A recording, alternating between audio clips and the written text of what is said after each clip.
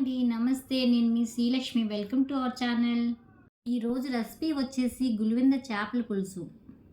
ఈ చేపల పులుసు చాలా టేస్ట్గా ఉంటుందండి. నేను 1 కేజీ చేపలు క్లీన్ చేసి తీసుకున్నాను.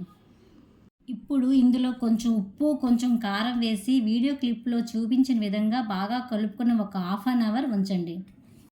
ఇలాగా ఉంచడం వలన చేపలకి ఉప్పు కారం బాగా పడుతుంది.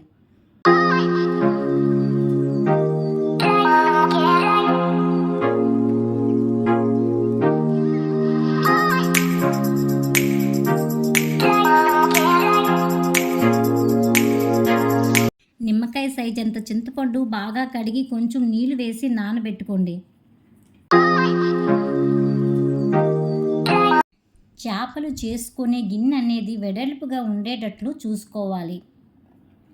గ్యాస్ ఆన్ చేసి కడాయి వేడెక్కిన తర్వాత 2 పెద్ద స్పూన్లు ఆయిల్ వేసి ఆయిల్ వేడెక్కిన తర్వాత కొంచెం మెంతులు, 2 మీడియం సైజు ఉల్లిపాయ ముక్కలు, 5 పచ్చిమిర్చి ముక్కలు, కొంచెం కరివేపాకు వేసుకొని బాగా వేయించుకోవాలి.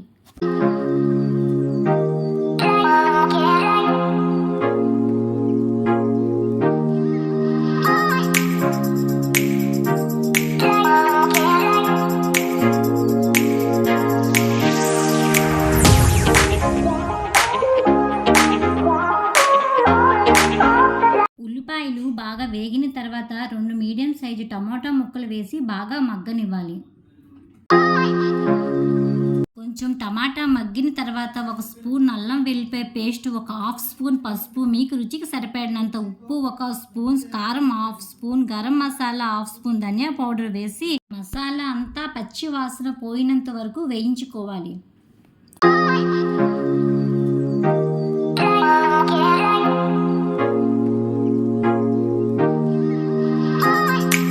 తర్వాత ఉప్పు కారం పట్టించి ఉంచిన చేపలు వేసి మెల్లిగా కలుపుకోవాలి.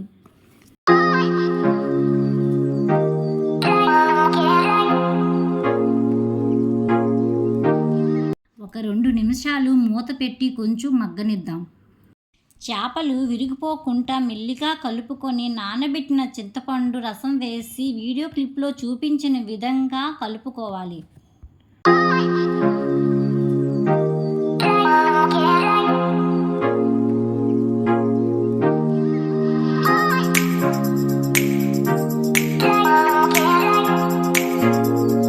మూత పెట్టి 5 నిమిషాలు ఉడికించుకోవాలి.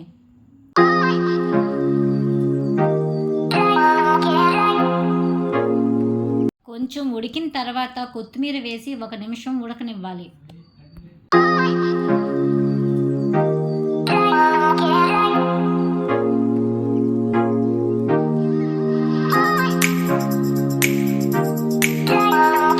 మన చేపల పులుసు రెడీ అయిపోయింది. ఈ వీడియో కనుక మీకు నచ్చినట్లయితే please like, share and subscribe to our channel.